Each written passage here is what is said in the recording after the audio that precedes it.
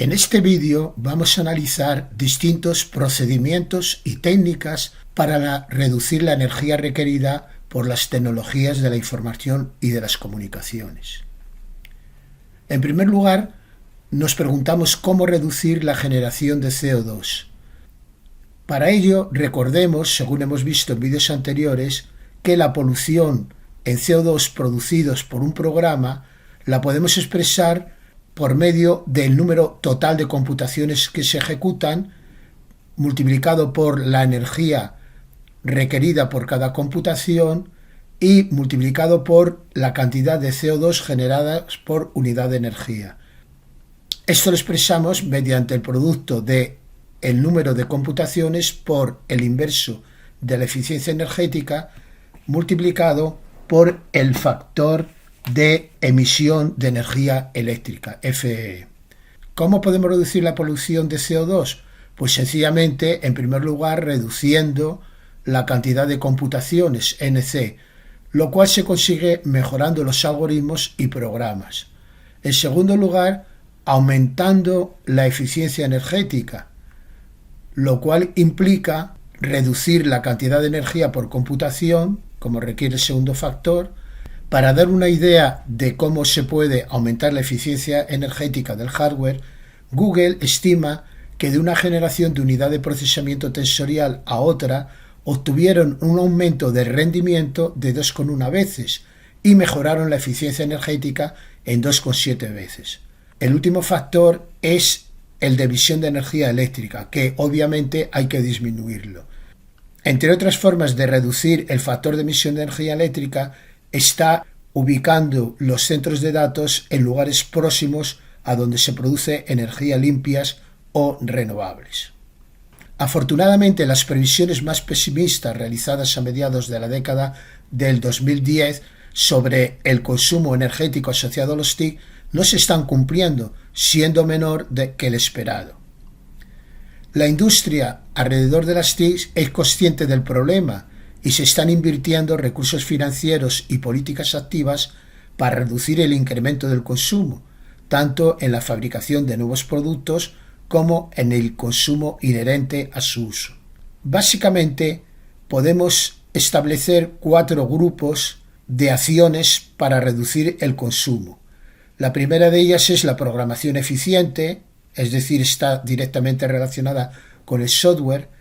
En segundo lugar, tenemos las mejoras tecnológicas en los componentes electrónicos y dispositivos.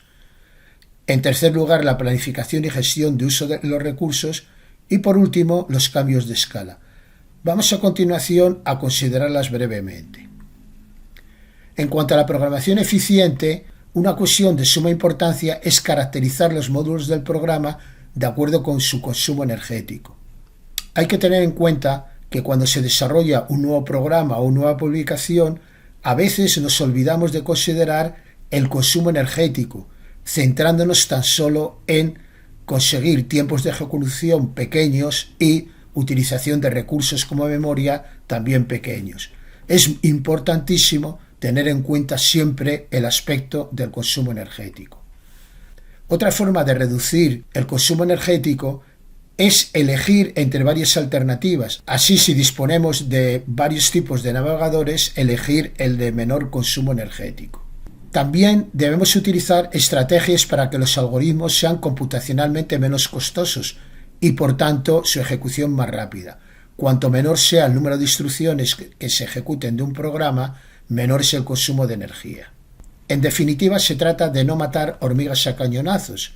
Como ejemplos, podemos entrenar las redes neuronales para las tasas de error requeridas y no para tasas menores. Hay técnicas, por ejemplo, en una red neuronal de podado de pesos, utilizar redes cuantizadas, compresión de bajo rango, parada temprana, etc., con los cuales se puede reducir notablemente el consumo energético. En aprendizaje en máquinas, a veces se pueden obtener resultados plenamente satisfactorios en aplicaciones de ámbitos muy próximos y con conjuntos de datos similares, utilizando información de modelos previamente entrenados, en lo que se denomina metaaprendizaje y aprendizaje por transferencia. Una cuestión también importante es que en las fases de aprendizaje no siempre es requerido que los datos sean de doble precisión, es decir, sean de 64 bits, pudiéndose utilizar en las primeras fases del aprendizaje precisiones muy inferiores, incluso de 8 bits. De esta forma se reduce el coste computacional, obteniéndose los mismos resultados que si se utiliza permanentemente doble precisión.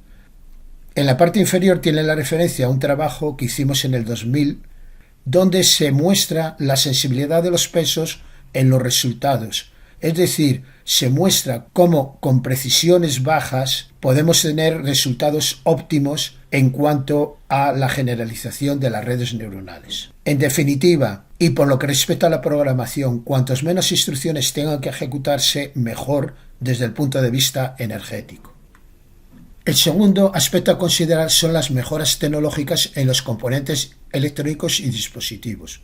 Evidentemente, el consumo energético no se realiza por el algoritmo en sí, el algoritmo que tengo escrito en un papel, sino por la ejecución del algoritmo, ya que quien consume energía son los componentes electrónicos y dispositivos informáticos que ejecutan las aplicaciones. En cuanto a cambios en los dispositivos y en la arquitectura interior de los microchips, podemos citar, por ejemplo, el prototipo de IBM de circuito integrado que hace posible apilar verticalmente los transistores y que se muestra en la figura. Aquí se tiene un transistor MOSFET donde el canal es vertical y se representa en amarillo, la puerta está en azul y luego la fuente en marrón y el drenador también en marrón. Con estas estructuras que incrementan la densidad de integración, se estima que se puede reducir hasta un 85% el consumo energético de cada transistor. Aquí tenemos otra estructura vertical. Se pueden ver más detalles sobre este tipo de transistores en las publicaciones que se referencian, una de las cuales corresponde a la revista Nature Electronics y otra a la revista Electronics. También se consiguen mejoras en los componentes electrónicos, incluyendo funciones de gestión de energía dentro de los procesadores, con los que, dependiendo de la carga de trabajo, se cambia dinámicamente entre diferentes estados de energía, entrando, por ejemplo, en modos de espera. Así, por ejemplo, si tenemos un procesador con distintos núcleos, cores, se pueden desactivar los núcleos que en un momento dado no se estén utilizando, con lo cual se reduce el consumo de energía. Otra mejora tecnológica consiste en el desarrollo de procesadores de uso específico para ámbitos o funciones concretas, como unidades de procesamiento gráfico o unidades de procesamiento tensorial. En estos circuitos especializados se puede hacer un diseño más adecuado y considerando en la reducción del consumo de energía. Otra forma de reducir el consumo energético es introduciendo nuevos materiales como el nitruro de galio y el carburo de silicio en las fuentes de alimentación de corriente alterna a corriente continua.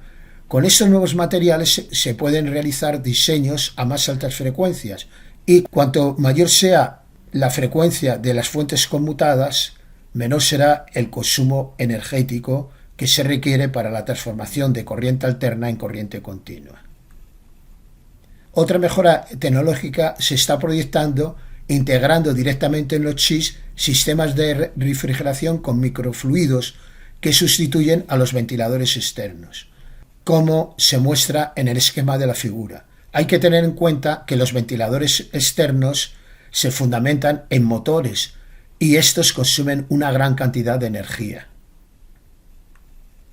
También se han introducido mejoras considerables con los cambios en la tecnología de otros dispositivos, con las memorias. El paso de la tecnología de discos magnéticos de estado sólido, HDD, a discos de estado sólido han supuesto una reducción del consumo de energía superior al 50% en estos sistemas de memorización. Otra posibilidad en estudio es la computación neuromórfica. La computación neuromórfica trata de inspirarse en la naturaleza para realizar circuitos integrados.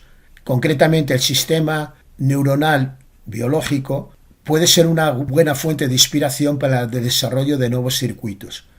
Hay que tener en cuenta que el cerebro humano es uno de los sistemas más eficientes energéticamente del mundo, ya que consume una potencia de unos 25 vatios, menos de la mitad de un PC portátil, y dispone de 86.000 millones de pequeños procesadores, ya que cada neurona es un sistema de procesamiento de la información.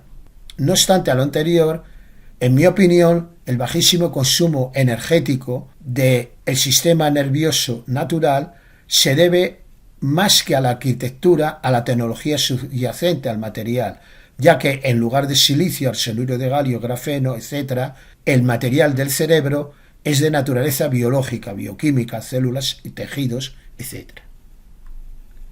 El tercer aspecto a considerar para la reducción del consumo energético es la gestión y planificación del uso de recursos. Para ello se deben utilizar los distintos sistemas tratando de reducir el consumo energético global, como haciendo entrar en modos de suspensión o de espera a los recursos, servidores, sistemas de memoria, etc., que en un momento dado no sean necesarios. También una forma de reducir el consumo es haciendo un escalado dinámico de la tensión y de la frecuencia con la que funcionan los distintos chips del sistema. Al ejecutar lentamente los programas que no necesitan un tiempo de respuesta muy corto, se hace una reducción muy considerable del consumo energético. Así se estima que si la frecuencia de reloj se redujese a la mitad, el tiempo de ejecución se duplica, pero el consumo energético se reduce a una cuarta parte, de forma tal que si no se requiere un tiempo de respuesta muy corto, pues se puede conseguir una reducción notable del consumo energético. Otra forma de reducir el consumo es ejecutar en lo posible las aplicaciones dentro de las horas valles de las redes de suministro de energía eléctrica, donde la producción de energía eléctrica procede de fuentes limpias por ser más elevada la producción eólica debido al viento u horas donde la radiación solar es mayor. Con la ejecución de programas dentro de horas valle se obtiene un doble beneficio. En primer lugar, se reduce el coste económico de la energía necesaria para la ejecución de los programas y por otra parte se favorece el uso de las energías alternativas. El cuarto grupo de acciones para reducir el consumo de energía eléctrica por las TIC se circunscribe a los cambios de escala. En primer lugar, la proliferación de teléfonos inteligentes y pequeños dispositivos móviles ha dado lugar a una reducción del consumo energético, ya que cada uno de ellos ofrece multitud de funciones y servicios que antes realizaban dispositivos de consumo independientes. Así, por ejemplo, un teléfono inteligente contiene funciones que antes independientemente realizaba un reloj o un planificador de tareas, etc. Y al reunir e integrar distintas acciones posibles que antes se tenían en dispositivos electrónicos de consumo distintos, puede hacer una reducción notable del consumo energético. Por otra parte, conviene planificar y asignar tareas a los recursos hardware disponibles teniendo en cuenta su eficiencia energética. En particular, debe explotarse el paralelismo en las aplicaciones y los programas buscando la mejor eficiencia posible. En muchos casos, una asignación eficiente de recursos requiere el rediseño de aplicaciones y de los algoritmos. Continuando con las posibilidades de reducción energética por los cambios de escala, podemos considerar el endoso computacional o overloading, que consiste en hacer que los procesos que requieren tareas informáticas intensivas transferirlos a una plataforma externa, que puede ser desde un acelerador hardware hasta un sistema de clúster o un recurso en la nube. Es lo que se denomina tecnologías de virtualización. Se trata de, en vez de ejecutar las aplicaciones en mi PC o en mi móvil o en mi iPad, ejecutarlas en la nube. Estas técnicas de endoso computacional solo son beneficiosas cuando se requiere gran volumen de computación con relativa poca capacidad de comunicación, porque como hemos visto en vídeos anteriores, la transmisión de datos a través de las redes también es una fuente de consumo energético muy fuerte. La mayor reducción de consumo energético con cambios de escala se debe a la fusión o transformación de centros de datos medianos a centros de datos grandes, centros de datos hiperescalas, que son centros de datos mucho mayores y en los que se cuida escrupulosamente el consumo energético. Entre estos centros de datos hiperescala se encuentran los centros de Google Cloud, Amazon Web Service, Microsoft Azure, OVH Cloud o Rackspace Open Cloud, donde el consumo de energía se gestiona mucho mejor.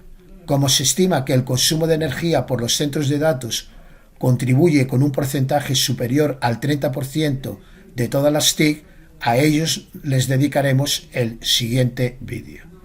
Muchas gracias por su atención.